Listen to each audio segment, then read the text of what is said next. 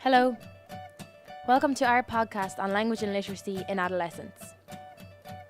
We recorded it in the University of Limerick on the 30th of March 2016. Language and literacy is all around us. We get first-hand experience of this in college on a daily basis. The skills we have brought with us to the University of Limerick we acquired in our teenage years and childhood. Adolescence is simply described as a period of rapid change. As well as physically changing, adolescents change to cope with developing cognitively, emotionally and socially. During puberty, teenagers are met with many new challenges, new interests, new jobs, new schools and new people. However, we are going to discuss another aspect of their adolescent life, developing language and literacy. So what is adolescent literacy? Adolescent literacy is understood as the ability to read, write, understand, interpret and discuss multiple contexts. In other words, for an adolescent to be literate, they require the ability to read, write, but understand and think for themselves also. Be able to think, express and reflect. To have a comprehensive approach to literacy, adolescents have to have a good take to the 5 components of adolescent literacy.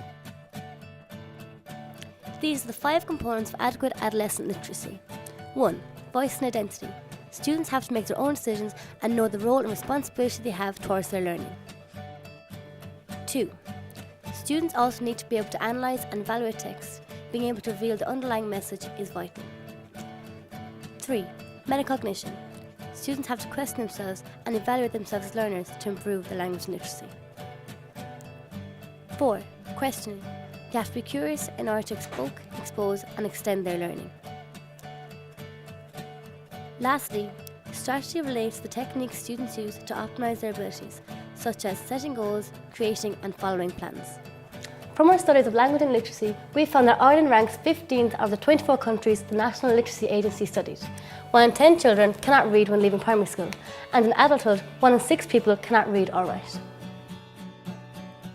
Language development in adolescence. From the transition into adolescence, teens are expected to now use more complex sentences in both written and oral statements. There is a shift from basic grammar to the use of language at a higher level. As teens socialise, they adapt to different conversation skills. Teens are conscious of how their peers perceive them. They will mimic each other's sayings and speech. As teens evolve, so too does their written and oral language. Progressing into our teens and trying to fit in has a knock-on effect in terms of a teenager's choice of language. How one is viewed during adolescence is of huge importance to those going through that stage. During this stage, adolescents' vocabulary is expanded, as seen here with the word good. As Piaget claimed, kids begin understanding and using logic and reasoning for thinking skills.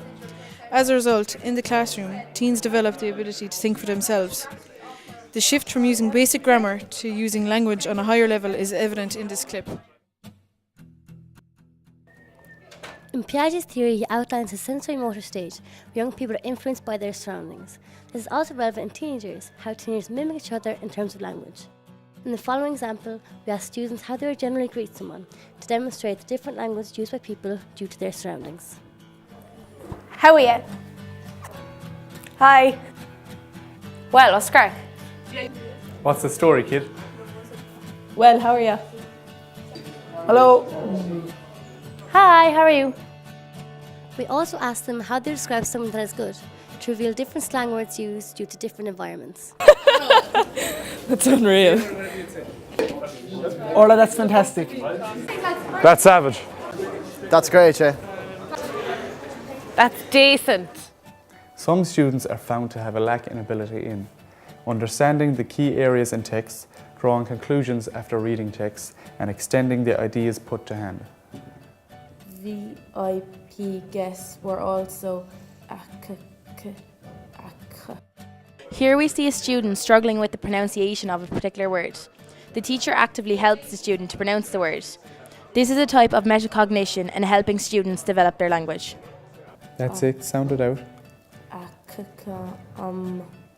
Accommodated. These problems with academics can lead to poor classroom behaviour in adolescence. When a curriculum gets harder, children can fall through the gap and act out. This gap is mainly between the ages 8 and 14, the main stage in adolescence. Children can become destructive and not focused, not due to their natural behaviour, but they are struggling with academics. Methods to improving language skills. There are many ways to improve a child's language capabilities. Each person is different, so there is no one way to improve language.